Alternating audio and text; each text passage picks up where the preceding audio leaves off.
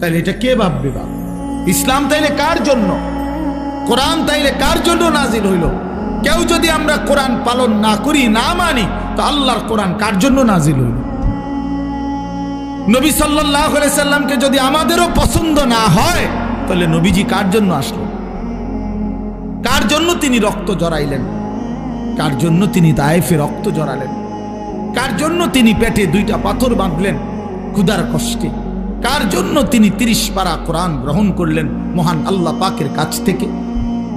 আমাদের জন্য, আমার জন্য, আমার জন্য। এই জন্য নওজোয়ান কিশোর ভাই, তোমার কাছে যদি 1 ওয়াক্ত নামাজ পছন্দই না হয়, তো তুমি মুসলমান হইলা কেন? কোনদিন তোমরা যারা ফজরের নামাজ পড়ো না, প্রিয় ভাই আমার, তুমি মুসলমান হইলা কিভাবে? তোমার মা কিভাবে মুসলমান? তুমি মুসলমানের সন্তান কিভাবে হইলা?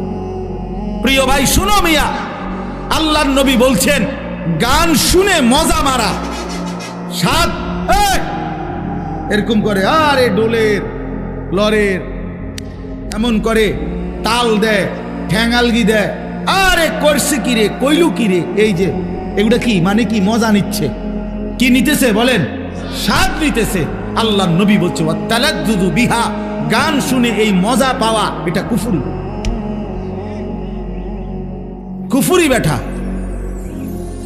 এটা ঈমান চলে যায়। নাউযুবিল্লাহ, কি জঘন্য বিষয়, কি জঘন্য বিষয়। আপনারা ফিরতে হবে, ফিরতে হবে,